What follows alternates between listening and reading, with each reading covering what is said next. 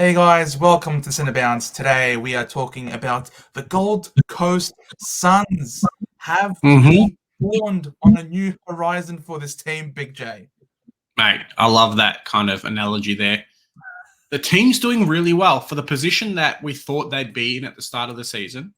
To make, to make the latter position they're in, I'm pretty happy. If I was a Gold Coast Suns fan, I'd be like, hey, this is my team. I'm excited to watch them. We've got young talent. We've got older talent that's doing well. No Tuke Miller. Who's Tuke Miller? We don't even need this player anymore. So, yeah, I'd be pretty happy right now.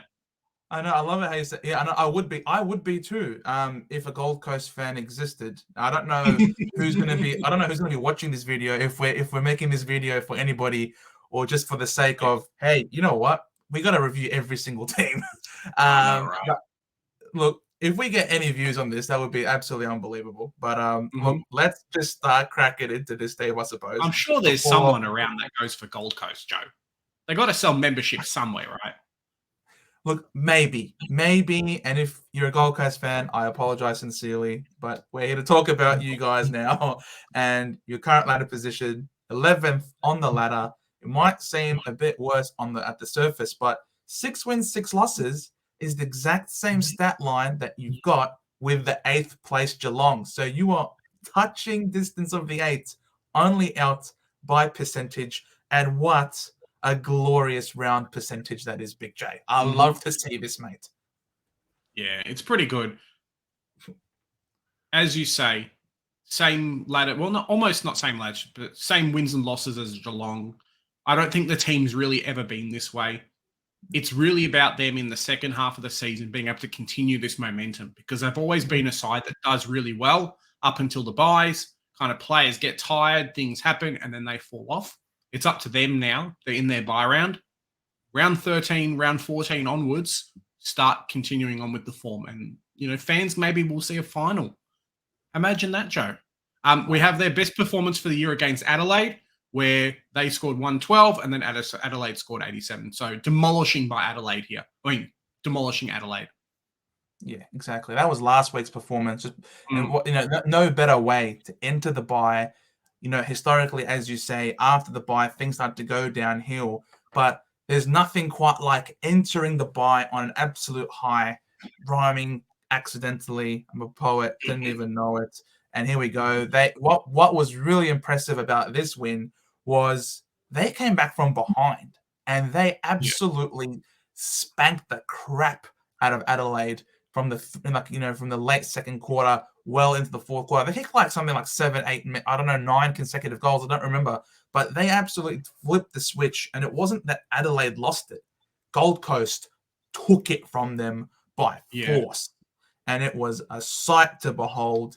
They've certainly been building, right, and you can hmm see it's a lot of it has to be a big thanks to the return of Ben King, who's got 30 goals leading them this year, and he's raising their offensive rating. They're now 9th and on the way up. Yeah. Yeah, definitely. They're playing, their score line's average. You can't get more wins and losses than what they are. They're right in the middle of the seesaw. And it's kind of Yep. shown by their metrics here. 9th for offense, 12th for defense. It's pretty even. And then 7th in the coaches votes as well. So they definitely have a few superstars that are doing well. We'll go back to, like we said at the start, about no Tuke Miller. For a team that doesn't have their best midfielder in there, their stats are pretty good. Oh, 100%. I know we struggled a lot in our midfield when we missed out on, Darcy Parish, for example, and stuff like. I can't imagine what would be like if we didn't have Zach Merritt. Yeah. There are certain teams that are just, they're building, like even like North Melbourne's in that mold as well, where you might be missing out on LDU, but hey, the overall list in that group is building really well, and the Gold Coast Suns are one of those teams where you miss a superstar in Tuke Miller, but they've got other players who are standing up, right? 100%. And we'll talk about one now. Yeah. So we have our mid-season star for GWS for Gold Coast is Noah Anderson. He's rated elite in a lot of statistics there. A guy that was always on the precipice of becoming this type of player, and he's really jumped up like this in the last couple of weeks. So elite for kicks, elite for clearances, above average for disposals. above average for contested possessions, and above average for score involvements. So with Tuke Miller being out, it's really been Anderson and Rao that have really stepped up and done the hard work, putting the team on their backs, dominating against others.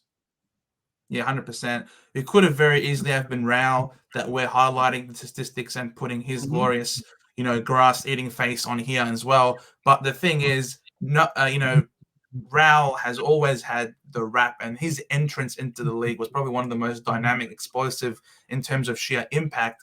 This guy, Noah Anderson, has been a bit more of a slower build, and we've seen little glimpses here and there in the past of what he was capable of, but now we're seeing it on a more consistent basis without Tuke. He's well and truly stepping up, and he's doing a lot for that team, both contested and out, both inside and outside. Whereas Matt Rao, he tends to be more on the inside. Yeah, 100%. And he has had down games. Don't get me wrong, but he's leading the charge compared to a few other players in that side, and showing. This is what the future leaders have to do if they want to start winning games. Something that they haven't really done a lot of in the past, but Stewie Dew is trying to change that now. Yeah, 100%. It's all about trying to get people to buy in, play their role. They've got a lot of talent, trying to retain that talent, and to have them all play a team game. And probably why, where a guy like Malcolm Rosas probably needs to lift and really play that role for his team. He's a small forward, but you look at these statistics, he's just not living up to his end of the bargain. The ball's getting to him. People like Anderson and Rao are getting the ball to him, but as a small forward, when you don't have many opportunities, you have to really make the most of every chance you've got. And you've only got a 34.8% goal accuracy. That's very below average. Hardly any tackles inside 50, not even one a game, not even a goal a game. Almost zero marks inside 50 as well. So, that looks like a guy who knows he needs to lift, really. Look at that picture. It's pretty rough. He is young, don't get us wrong, but for a guy that's going to be comparable to like Charlie Cameron in the future, he better start stepping up. And he's one that, with Rankin leaving last year, in the trade period at the end of the year, he's going to be getting a lot more of that delivery. He's going to be the one that's going to be targeted a lot more. He's got some big shoes to fill, and he's really putting on size 4s when he needs the size 13s at the moment.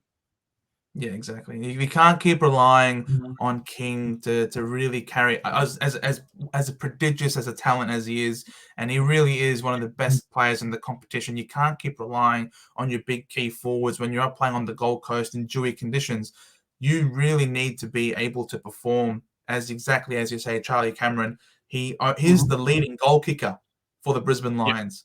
Very different to what we're seeing from Malcolm Rosas. Yes, he is younger, but it's very different to what we're seeing from him. Yeah, 100%. So we have Gold Coast ranking as a B+. So there's a lot of factors in here, mainly because of just how strong they've kind of headed into the buys. With Ben King back, with Bailey Humphrey really stepping up. I know we've got him in Supercoach, but just how good he is on field, ready-made player. No Tuke Miller. They're still beating some dominant teams, which is crazy. They do have their best games at home and up in the north as well. And it's kind of a dominant powerhouse for them, somewhere where I almost feel like in the next couple of years, as Gold Coast get better, teams have got to almost place, do some training up in there during the preseason. Because when they don't and they have to play up there, they just get smashed by the heat, by the exhaustion, by the humidity, don't they, Joe? Oh, 100%. And the Gold Coast Suns, they're almost built in order to thrive in those conditions. And when they've got a dominant tap ruckman like Jared Witts, being able to tap the ball down to these great contested ball winners in Rao and Tuke, Bailey Humphrey is also a gun capable of winning some contested ball as well. Anderson, not afraid to get his hands dirty either. It's just a recipe that is really building a lot of pressure. And I would not be surprised if they start to sell home games in order, to get more games over there in the Northern Territory, because they have beaten really good teams. They beat the Bulldogs and the Crows in back-to-back weeks playing at TIO Stadium. They really are a force up there. Yeah, it's a scary proposition. Tuke back in this team, mate. Gold Coast might end up playing finals this year, first time ever. Exactly. It's normally a situation where, oh no, we can forecast that the Suns are going to drop. But with Tuke Miller to return, it's almost like this is a year unlike any other where there's Mhm. actually upside for this team in the back half of the year. So the faster he can come back, of course, without rushing him too much, so he has to be ready to come back. But there's certainly something to look forward to for the Gold Coast Suns in the back half of the year. Insane. Hopefully they've got some fans who are going to be able to enjoy the games. Look, if Tuke Miller comes back and these guys are still in the hunt for the 8, they can be rest assured I will be barracking for them in my heart. Not quite as much as Essendon, obviously, but Gold Coast Suns, we believe in you guys. And we believe in Stewie Dew, who's been under the pump a lot. Well done to the team over there for trying to rally around him, get him some wins, and give him another contract extension. Yeah, it's a real example of a team playing well to keep their copes in the job. I wish Carlton fans, Carlton players did that because they keep cycling out, whereas Gold Coast were poor, and now they're doing a lot better, and Stewie Drew's still there. So hopefully he sees the success he deserves. Don't do that to Carlton. We play them this week, Big J. We want them to sack their coach. Get rid of him. Be stuck in that cycle. I'm afraid now that Carlton's going to be up and about for this week with all this nonsense that we're talking about. But, guys, let's wrap that up here. I don't want to play Carlton into form. That was our Gold Coast Sun mid-season review/report card. Thank you so much for watching. Let us know in the comments down below if you think we've been overly harsh on any particular player. Malcolm Roses, please give us a like, share, subscribe, all those wonderful things. Yeah. Remember, guys, here at the Centre Bounce, we do the hard work so you don't have to. Bye for now.